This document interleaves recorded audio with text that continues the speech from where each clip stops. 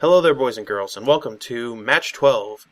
Today we are playing MinRob and his Skaven team, but first, I'm showing off because we are kind of low TV, because we're down Dr. White for this match, so we have enough money to buy an extra reroll for this match. Yeah, that's exactly what we need. More rerolls. That's pretty great. We're up to 4 for this match. I was going to tell you to buy an Igor because all your players are dying, but then I realized that doesn't matter because Igors are awful. Yes.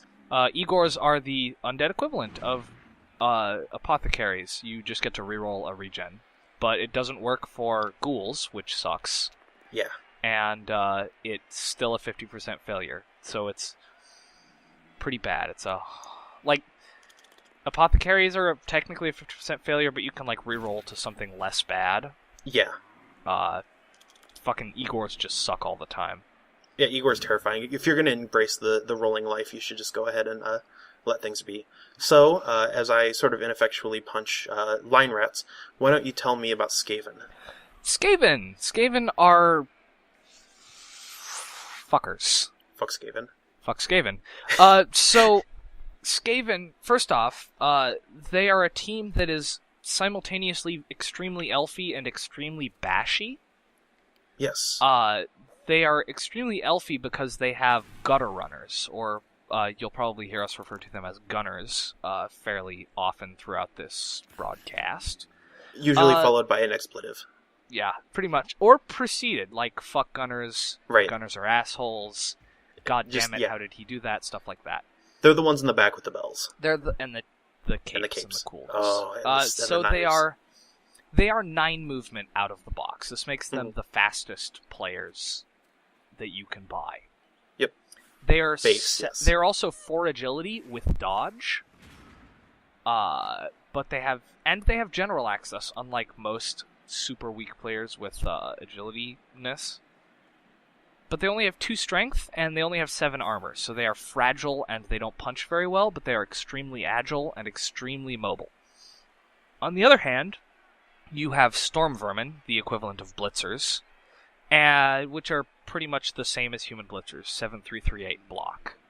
Actually, they're the same, but with +1 movement, so they're not the same. But they're good. 7-3-3-8 block is very stable. And then line rats exist to be punched. They are 7-3-3-7, so they're mobile. They're basically just giant sacks of blood and SPP for you to destroy. They're like the zombies of Skaven, but they can theoretically do stuff. They're pretty cool. And they're mobile, which means that Skaven are very hard to outrun, unless you're one of those insane mobile teams like Wood Elves, and even then, you will probably get chased down by Skaven just as well. Yep. And then you've got the big guy, the Rat Ogre. Skaven are one of those teams where the big guy, like a lot of big guy teams, you can see them not having it. Orcs will almost never have it. Humans, Chaos. They kind of want theirs. Chaos will never have theirs. Chaos Dwarves will never have theirs. A lot of teams can skip their big guy. Skaven absolutely need it. As mentioned before, they're fairly light on strength and high on mobility. The Rat Ogre is the counter of that. It's a pretty standard big guy, 6'5", 2'8". So unlike most big guys, they only have 8 armor.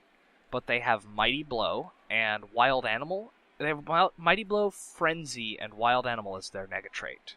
Mm-hmm. So they make really good roadblocks and extremely good blitzing cage breakers.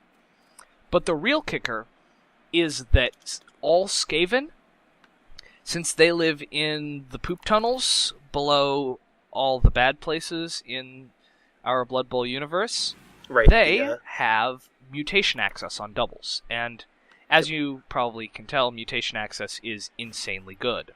Mutation access is, for example, what gives you Claw, which we only have by virtue of it being a default spell, or a default skill on our werewolves. Mm-hmm. It will give you things like 2 heads, which is +1 to dodge. Big hand, which is total bullshit. You can pick up in tackle zones by ignoring the tackle zones. Yeah, so you can just run into a big pile of tackle zones and pick up the ball as if there were no tackle zones. It's stupid. You put that on a gutter runner, it doesn't matter how many people are standing next to the ball. There's you'll just also pick it up on a horns. 2+. There's also horns, which gives you +1 while blitzing. Which a player on this team has, and we will see a good example of horns happening. So the player with horns can, if he's blitzing, throw blocks as if they were 3 strength. So a gutter runner with an assist, which is very easy to get from another gutter runner, is very good at taking down a 3 agility or a 3 strength ball carrier. So basically, mutations are really good. Skaven have them. So what ends up happening is that you get claw eventually on all of your blitzers. You get shit like 2 heads and big hand and stuff like that on your gutter runners. And you just become impossible to deal with. And because half of your team, the Rat Ogre and your 2 Storm Vermin, are ultra bashy, and the other half of your team, the gutter runners, are ultra elfy. So half your team is busy beating the other team to a bloody pulp, and the other half is running around with their corpses. Skaven are total fuckers. There are a number of goons that really, really like their Skaven, specifically UPenn and Agent 355. Yes, and if you're looking for more Blood Bowl videos, the most recent LP was Agent 355 running a Skaven team. It was pretty good. It was pretty good. I know that in Goon Bowl, UPenn has run Skaven every single time and been pretty successful. Yes. And I'm sure that a lot of people have, like, flashbacks to facing off against some of UPenn's scarier Skaven teams. And notice how they were all the way across the map, and now they're setting up a nice friendly screen right here. There's nothing you can do about this, really. It's astoundingly shitty. Yeah, as I was wheeling around my entire team to set up on the right side, I noticed that you basically didn't even pause to consider the situation that I was putting myself in, and I knew the situation I was putting myself in. The Skaven were going to get to me, because that's just what they do, because they're fast. They're as fast as MinRob. I mean, the way that they were set up, you couldn't, run through them. Okay, there's a wild animal, which helps. It's very helpful. At least the Rat Ogre isn't going to be doing anything this turn. Unfortunately, he didn't blitz with it. That would have been cool, but I mean, even though, yes, you put yourself in this situation, there really was no alternative. He was stacked too hard on the left side for you to be able to do anything. There's your horns. Prop Joe. Wow. And yes, I am not a person who has watched The Wire, the HBO show. But this is his team is a reference to The Wire. So, I figured it was a reference to something. Every Blood Bowl team is a reference to something. Yeah, that's a fair guess. But yes, it's The Wire. That's how it works. So yeah, you will see that he has a fairly standard sort of screen setup, where basically he's just standing a wall of players in my way, and organized in such a way to maximize the space that they're taking up. Knowing how to play Skaven involves a lot of screening, because really, especially early on, Skaven have real trouble punching stuff, but gutter runners are great at being agile little assholes just right out of the box. Yep. So they start out very elfy and then kind of develop into half bashy, half elfy. Oh, and we also totally forgot, he has a thrower that has plus agility, which is a huge pain in the ass. That is awful. We're talking 5 agility, 4 players. Actually, no, yeah. And he has a plus movement gunner. Unlike. Oh my god. Yeah, this is kind of unfortunate, but I'm basically going to have to do it because I need to get around this wall of players. I'm trying to decide how far up the field I want to push. The farther up the field I push, the better a chance I have to be able to score. But also, the more exposed I am to gunners who can very easily run all the way around McGruff. If you had stunned Bodhi there, you would have been in a much better position. But, it's fine, though. It's fine, right? It's fine. See? It's fine. We're already down 2 rerolls, and he hasn't spent any. Yeah, but think about this, though. Like, I came into this match with 4, so I still have 2 left. That's plenty. Right? That's how math works. So we're gonna, again, as best we can, set up a wall to try to block this little pile of gunners. It seems almost like a waste of time, because you will see that they're very quickly gonna find their way around. Yes. Luckily, you are tying up his Rat Ogre. Yep. which is very important because Rat Ogres love to just kind of style all over defensive lines like this. Mm-hmm. If he hadn't, and also something to note, you see that little wobbly little tail down there over by Omar? That is what we refer to as a prehensile tail. Dodging away from a Rat Ogre requires an additional +1 difficulty roll. Mm-hmm. So here comes Prop Joe with the wrestler. He's going to get a little greedy. Never reroll safe blocks. Santos. Never reroll safe. Oh, my boy. Really? Yep. He pro-stretted. This is what we call bold move. So yes, he's going to get that Gutter Runner back. Mm-hmm. But he no longer has an apothecary. So the next. Oh, by the time way, I'm going to get super greedy here. Yeah, you're. Because I can score, so I'm just going to start throwing blocks and try to take down gunners. Well, you have they're rerolls. Big pain in the ass. Yep. Yeah, I'm fine. I got 2 rerolls. Look at how many rerolls I have. If you don't kill the shit out of. What were you saying? What were you saying? Oh, hey, look! Now he's got to miss next game. Yep. And Apothecary's gone. Was, let's open it up. Stringer, who is, by the way, oh my god, I'm so glad that guy's down because he's block, sidestep, shadowing. Yep. You were never going to be able to get away from him. Have we discussed shadowing? Shadowing, you make... Okay, shadowing's kind of cool. So, shadowing is one of those niche skills that really you only see on stuff like Gutter Runners. Basically, the way shadowing works is you make an opposed movement roll. If you're trying to dodge away from an opponent. Yeah, if you're trying to dodge away from an opponent with shadowing, you roll 2d6 as an opposed movement roll. So you 2d6 plus your movement minus your opponent's movement. Mm-hmm. And if they roll less than a 7, you follow them. Meaning that they then have to dodge again. Yeah, it's basically... Oh, and of course, it's the very easy Santos score. If you need a touchdown, you can didn't, like, rely on hand off Santos. To someone. God, no. You remember what happened that halfling match? No, I've learned my lesson. You almost lost to halflings because of Santos that. is scoring. I'd just like to note. Hey, look at our 2 cheerleaders. But yeah, so shadowing works. Basically, players who are high movement that have shadowing, if you try to dodge away with them, especially with lower movement players, it makes it more likely that they are going to, as you dodge away, they're going to shadow, so they're going to basically occupy the square that you're leaving and continue to make you make dodge rolls. I'm really surprised that he decided to apothecary Prop Joe, considering that he has some much better Gutter Runners. Mm-hmm. Like, that's arguably the worst of his Gutter Runners, and he's niggled. Yeah, I'm not. That well, seems I'm not. questionable at best. I guess he decided that he wanted the horns and the wrestle, which it was probably a good call because I believe Prop Joe's going to do some work later. Probably, but anyway, yeah. Carry on. Yeah. So just quickly finishing the thought. Shadowing, so you continue to follow players as they're trying to dodge away from you, and you can theoretically follow them, like their all the way up to their movement, or you can just sort of choose to stop at a place that's inconvenient. It's a huge pain skill. That combined with the fact that player had sidestep meant that it was going to be very hard to get him off the ball carrier if he chose to stay next to him. Obviously, you'd have to knock him down or position your players in such a way that you knock him away because he's gonna stick on you. That's what he's good at. And we still don't have any tackle, so we couldn't nullify his dodge. So that would have we just still been don't have any a pain tackle in the ass. But he's gone, so we're okay. And he's gone for the next match. So you're welcome, next player that plays this team. Like this match, I was like, oh, this is gonna be the match that I really wish I had tackle on. But then, of course, like one guy kills himself trying to punch Santos, which is understandable. That's the normal Santos result.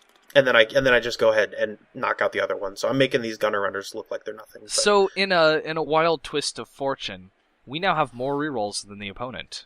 This never happens. Especially against Skaven because Skaven tend to be pretty safe. They have lots of block. They have lots of players that are just competent. Yep. 2+ dodgers with dodge, 5 strength, Rat Ogre, lots of block. Just in general, like they do shit like that. And they don't really roll dice. They make a decent amount of rolls, but their rolls are very low for risk. Santos. Oh yeah, you have no idea. Santos does not care. Yeah, this is only the beginning. That is a piling on Mighty Blow player, and he wants to hit Santos. So we don't stand for that in these parts. You're vowing vengeance against MinRob and his affront to the glorious Santos von Hammerstein. He threw one block against Santos, and I've already sworn a blood oath to kill him. To be fair, Mighty Bolt Piling On is basically a giant sign that says, please murder this player as hard as possible. So welcome to Skaven. He punched a hole in the defensive line, and usually I like to run my Chevron defense a little more spread out for exactly this reason. All he needed to do was punch your center line. That is the rowdiest animal. He just does not stand for that whole doing anything thing. And by the same notion, I like being sort of pushed to the outside and letting the opponent come into the middle of the field, because the alternative is that they go to the left and the right sides. You're about to put him in the trash compactor. Yep, I'm gonna try to fuck him up pretty good here. Let's see what happens. It's also kind of interesting. Something that I like to try out every once in a while is just to leave one side intentionally a little bit weaker and see if I can force him to hug the sides. But against Skaven, I don't like that because they'll just do whatever they want anyway. Yeah, they're probably the best pure scoring teams. So what I'm doing here is Avon is a sidestepper, so I'm setting up in such a way that I'm going to get a 3dB to start, and then I'm going to get 2dB to follow up, because I want to put the hurt on Avon with my Mighty Blow player. I'm going to get 5 blocks to try to get a POW here, so that was 3 down that I didn't get. That's fine. Theoretically, one of these should be a POW. So, okay, so we get 7 blocks, and he has blocks, so we're down. That was a good turn. It's not how math works, man. Yeah. What the fuck? But hey, at least I still have a reroll left. Think about that. I would have been out of reroll if I hadn't. Be out of rerolls. If we hadn't bought rerolls, I would have been out of reroll. So he gets to punch Santos again, but he fails because Blodge is the strongest, the superstar, and Santos is a superstar. Yes. So here I'm sort of concerned that he's going to just go try to blitz with Omar. But of course, if he does that, he might not be able to score this turn. But then again, he's probably not in a hurry to score anyway, because he's Skaven. He can score whenever he wants, basically. Yeah, that's true. Besides, scoring this turn would consist of passing to Marlowe, who is in a tackle zone, and he can't blitz him free. Which isn't the end of the world. That catch is the same as, say, Santos catching the ball. Plus, the fact Marlowe is a 10 movement player, which is the maximum movement. 10 move. Yeah. But he's got a 7 movement 4 agility thrower. He can really do whatever the hell he wants. So here comes that horn wrestle son of a bitch. Except that he's going to do here that. We go. Yep. What a fucker. Here comes He's going the to bring me to the turf. Oh man, to the turf. White power rip. To the turf. White power, you were useful for a little bit, but now you're not. I think this might have been the first time that we've ever seen a wrestle actually happen. I believe I've triggered wrestle at least once or twice with Pelvis Costello. Yes. Maybe. Is he going to pass over your... Yeah, oh yeah, he's going to pass right over my zombies. Why didn't you... I rolled a 6. I rolled a 6. I intercepted the pass. So, remember, in Blood Bowl, if you roll a 6, it's a critical success, and you always win. I mean, to be fair, he should have known better than to pass over Pelvis Costello and Bone Cruncher McGraw. We're talking superstars here. Probably the 2 best zombies. Yeah, the 2 best zombies on my team. So we're now looking pretty good. Yeah, Bone Cruncher was in a better position to be free. Yes, and that's why I chose him. Although Pelvis Costello would have also rolled a 6 for future reference. I decide that I think I want to score with Bone Cruncher, and then I remember, I'm playing against Skaven. No, you don't. You're playing against Skaven. I want to push McGruff up the field and then hand off that ball and just get it out of my hands as soon as possible. That's probably smart. So you're just going to hand off to him.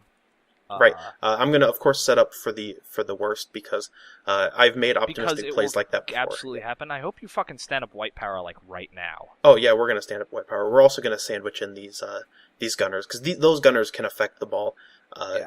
They can affect the play from where they are. They can affect the play from everywhere because they're the worst. Yeah, they're total assholes. Mm-hmm. I don't know why you haven't. Oh, you blitzed with Flush Gordon. I missed that. Yep. Yeah, I just wanted to secure the edge. And now you're gonna get your Santos away from the Palmer. Mm-hmm. And I'm just sort of securing against the. I'll let Wallace be free, sort of, but I'm just securing against. Really, my biggest threat now is Gunners, which is always the biggest threat on the team anyway. I choose not to. Yeah. That's probably the worst bounce. If it had bounced up, it would have actually been really good. Well, it's not the worst bounce. It is in 2 tackle zones, which that makes that a 4+ to pick that ball up. Yeah. But then again, he is Gunners, He's and Gunners. he will inevitably Oh, find look a at way. that. See, look at moving this. Rat Ogre. He really hates Santos von Like Hammerstein. he is coming for Santos Van Hammerstein. I believe after the match he said that he really wanted to kill Santos because he wanted to be the guy who killed Santos. Well, oh God. It's okay. Oh, he's okay. hurt. It was only He's badly okay. hurt. So Santos is safe now. And more notably, he can't go attack the ball. But the problem is that now Santos is out for the rest of the game. Mm-hmm. But he's safe for the rest of the game. Like, Yep. when I have a superstar of a ghoul, that ghoul getting badly hurt, I'm just like, oh. It's such a relief to have some player that you really don't want to die get badly hurt, because you're like, well, he can't possibly die now. Yeah, and on the other hand, Frankencastle takes another shot, doesn't even break armor. Come on. Frankencastle is indestructible. He's an indestructible asshole. That's all he is. And I wish I could say that, oh, I'm so glad that I traded Santos for that gunner, but that's really not the case, because there's 4 gunners, and they're all the worst. And Santos is the hero of this team. McGruff is starting to lose more and more. He couldn't even catch a ball. Yeah. Yeah. Like Santos failed me once, I think. McGruff has had a bad rap as of recently. Yeah, but he's still a good dog. Oh, absolutely. I'm not giving up faith yet. We'll see what happens though. Oh my God, so watch fuck this gunner guy. just be the worst in history. I hate this shit. This is the shit that happens. Welcome to Gunner Town. Wait, why? Why would he do this? To just get away, because I think he's gonna GFI, and then he's gonna GFI again. Oh, he has to GFI again because otherwise you'll just claw his or frenzy him. I still can. I mean, though. you'll go frenzy him anyway. Go fucking surf that gunner. But then gunner. he hands off. That gunner has sidestep. Oh, so fucking he is... A. That's the shittiest thing. Mm-hmm. Welcome to why Skaven are total and utter fuckers. Yep. So we were gonna score, and then I let the ball touch the ground, and now it's all over. It is all over. We can't get the ball. We can't stop him from dodging. I don't have tackle, and my wrestler is... I guess I could have freed up my wrestler. I chose not to. To be fair, Dub Skulls did make it impossible. Mm-hmm. You are at least going to box him the fuck in. About as hard as possible. Except he's just going to hand it to Marlowe and run. Probably. Blitz off Bone Cruncher, hand off to Marlowe, make a break. Yes, the plan is to, at the very least, not make sure that when he makes his break, I'm there to try to intercept him one more time. So not dedicating too much to this pile of gunners that I know is going to get away, but also to sort of keep preserving the rest of the field. To be fair, if you can just stall it for 2 turns, you're okay. Mm-hmm. Yeah, it's already turned 7. How did that happen?